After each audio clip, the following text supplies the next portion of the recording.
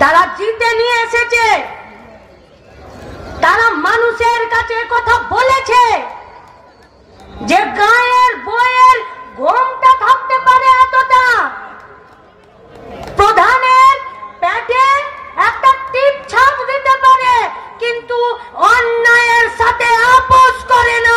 মায়েরা গোটা রাজ্যকে, গোটা দেশকে রক্ষা করার জন্য জান কবুল লড়াই করে, তার জন্য রাস্তায় থাকে।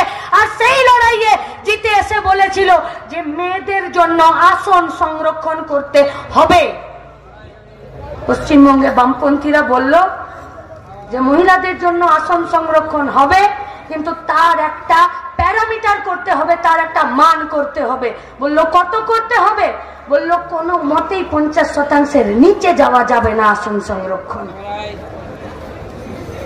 এই যে যিনি এত স্মার্ট, এত লড়াই করছেন, উনসে পুছিয়ে যদি আজ ব্রিগেডে গেছেন আর ব্রিগেড থেকে ফিরে এসেছেন যে দিদিমণি কোন আক্কেলে আর দিদিমণি কোন খাতাতে নিজের মুখ ঢুকিয়ে একথা বলতে পারলেন যে গোটা পশ্চিমবঙ্গে মেয়েদের আসন সংরক্ষণ হবে, 50% নিচে, 50% উপরে যাবে না। এটা মহিলাদের এম্পাওয়ারমেন্ট না। আসলে গোটা দেশে মেয়েদের উপরে অত্যাচার তখন বাড়ে যখন লুট সর্বোচ্চ হয়। কাজের লুট, টাকার লুট, পেটে ভাতের লুট, সেই লুট আর লুটকে যদি बजाय रखते हैं, बरकरार रखना पड़ता है, तब आदमियों को डराया जाता है।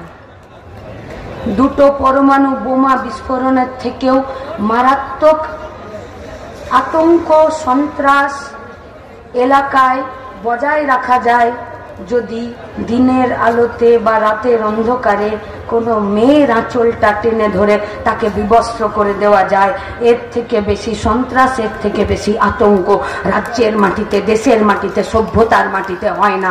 তাই লুটের উপরে সন্ত্রাসকে মাথাতে চাপানোর জন্যই সন্দেশখালিতে আজকে ওরা গণধর্ষণ করেছে, লুট করেছে, ভয় দেখিয়েছে, মেয়েদের শ্লীলতাহানি করেছে।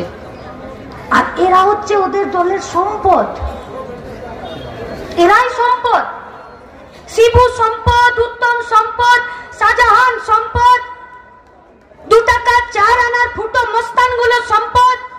যারা রাস্তায় দাঁড়িয়ে কাজের জন্য কথা বলতে পারে না, স্কুল কলেজে বেতন কমানোর কথা বলতে পারে না, বিধানসভায় দাঁড়িয়ে মানুষের অধিকারে কৃষ্ণনগর, রানাঘাট, পলাশিপাড়া, নাকাশিপাড়া, রানাঘাট এই গোটা এলাকার জন্য একটা প্রশ্ন করতে পারে না, কিন্তু ওদের কাছে এরাই সম্পদ।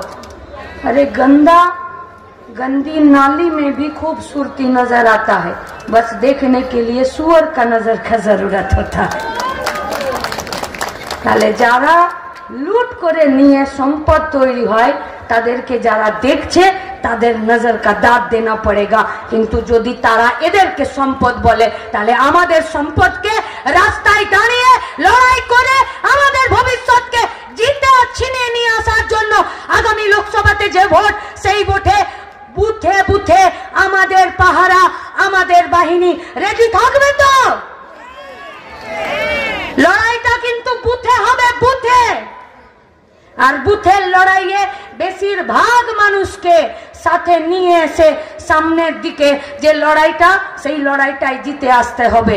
তাই গোটা নদিয়ার মা বোনেদের সাথে সমগ্র নদিয়ার সাধারণ খেটে খাওয়া মেহনতি মানুষকে এই লড়াইয়ে কে জিততে পারে তার দেখে নয়, কার জেতা উচিত তাই দেখে ভোট করার জন্য রাস্তায় এসে দাঁড়িয়ে পশ্চিমবঙ্গের জন্য, দেশের জন্য, নদিয়ার জন্য এই লড়াইটা লড়ে যাবেন, সেই আশায় আপনাদের সবাইকে অভিনন্দন জানিয়ে আমার কথা শেষ করছি। ইনকালাব জিন্দাবাদ।